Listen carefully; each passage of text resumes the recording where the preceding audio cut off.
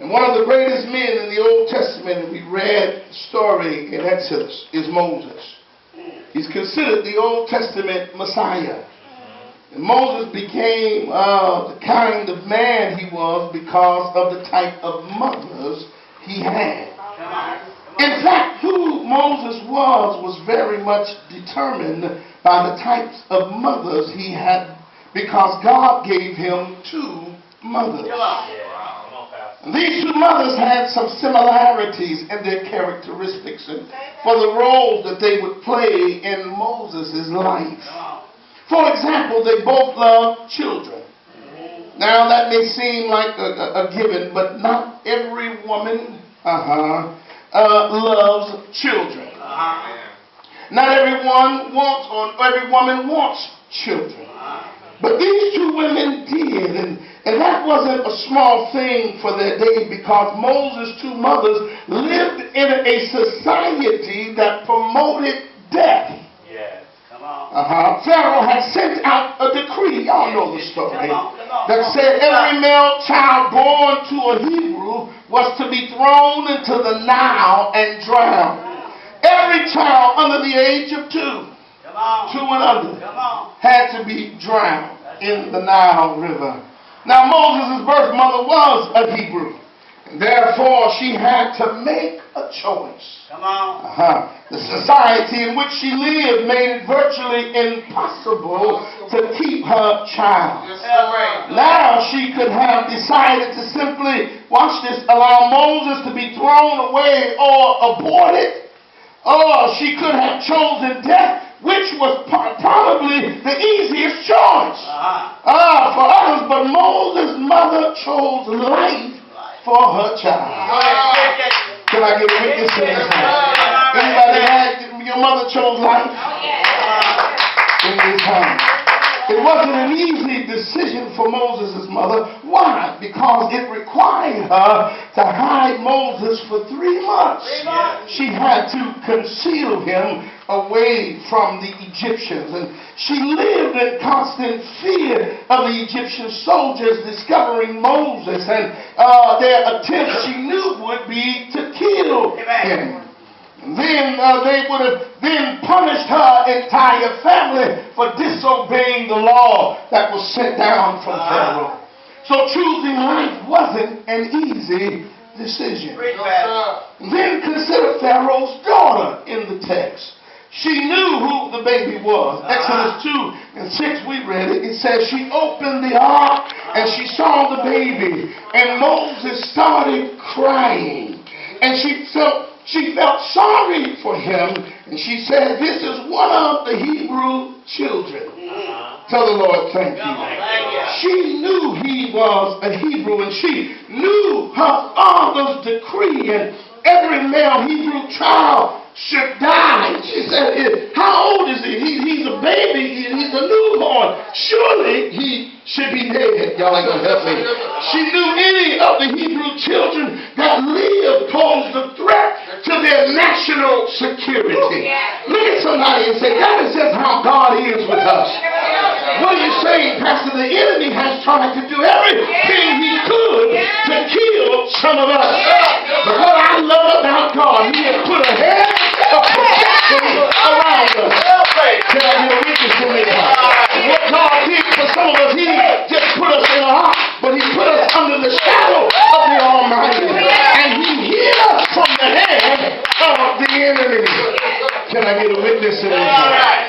The enemy knew that if we would survive the turbulent storm in our life, he knew if we would survive the test, Brother Tim, he knew if we would survive that struggle, and he knew if we would survive, amen, those hard things that we were dealing with, he knew that we could survive those things, we would make something of ourselves. Somebody said, "That's why you're going through what you're going through." You're going through, Brother Kenny, we go through the things that we go through because the enemy has peeked into our future and seen a glimpse of where God is going to take us. But do I have any believers in this house that will tell the enemy yourself, "It would have been better for you to kill me before I got in his presence. But now that I understand the glory of God's presence,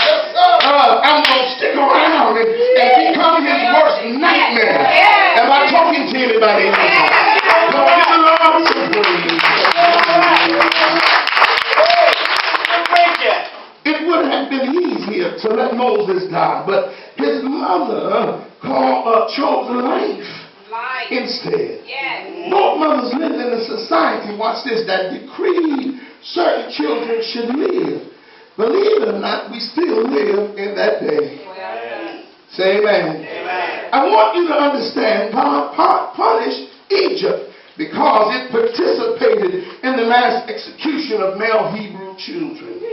And when God punished Egypt, guess what he brought? Y'all understand what he brought? He brought how many plagues? 10 plagues. Somebody say 10. 10. What I really want y'all to understand in the process of bringing 10 plagues is this. The flies and the frogs and the boils and all of those things got wonderful texts and emails and tweets from the Lord. Children of Israel didn't live in Egypt. They worked in Egypt, but they lived in a little town called Goshen. Why is it that the flies knew where to fly, but they could not go over into Goshen? You can wreak havoc on the Egyptians. You can send the frogs. They got to skip, burp, whatever they do. But they can do it all in Egypt, but they can't go over into Goshen. Look at somebody and say, God will always bring about separation to show you how much he loves you. And no matter what goes on in your life, God will separate you from the enemy. He will separate you from what affects the world and what affects his people. There's a big difference. Say amen. That's why David could write, I've never seen the righteous forsaken, nor his seed begging for it. Yes, gas can almost be $5 a gallon, but God is going to make a way out of. I wish I had 2 witnesses in the house. Look at somebody say, steak might go up to $12 a pound. But you're going to have a mini steak called a hot dog sooner or later. Can I get a witness in this? Look at somebody and tell them, I feel church here. Look at somebody and tell them God will. Y'all got to say it like you're going to preach it like this. Say God will. Make the way out of it. Somebody shout, no. Can I get a witness here? And he always makes a separation between what's clean and unclean. He makes a difference between what's holy and unholy. He makes a difference between the world and his children. Somebody say the world systems don't override God. Because God will tell you, listen, no matter where you are, no matter how much trouble you in, look to the hill. When trouble hits, tell somebody, my help comes from the Lord, who made the heaven and the earth. For the earth is the Lord, and the sun, and all that dwell therein. Touch your neighbor and say, if you didn't recognize and get that memo, guess where you dwell? In the earth. And God said he made the heaven and the earth. You are a part of his domain. But better yet, you are a king and a queen if you are in him. And everywhere you go, it is a part of your territory. Can I get it? Look at somebody say, no more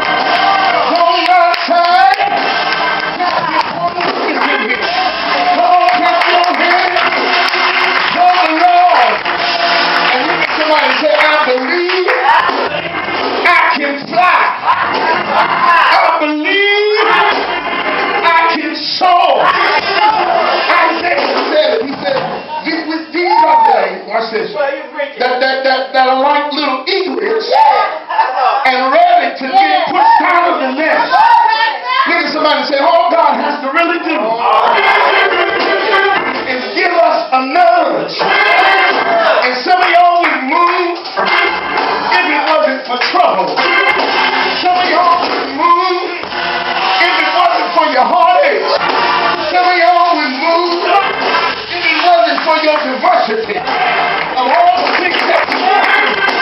But I hear the Lord say, I'm about to get you out your mess. I'm about to get you out your comfort zone.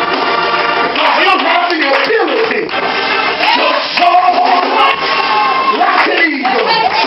Tell somebody, say, push me if you want to. I feel the glory of the Lord down on the inside. Tell the Lord, thank you. Come on, clap your hands. And tell somebody, say, you never have to get back at your enemy. God got this covered. Can I get a witness here? Stop tripping with folks. Stop spending long hours plotting how to get back to them. God got your back. He told them, if you want to kill children, if you don't kill children, that was the wrong thing to do. And I got one of them that's going to be called the Old Testament Messiah. You designated him to kill. You picked the wrong child. Tell the Lord, because you picked him, the very thing you picked to be how you were going to destroy him is going to be the last plague that's going to plague Egypt. Can I get a witness in here? And it's not going to skip over Egypt and over Goshen. This is the only plague that will affect everybody. Can I get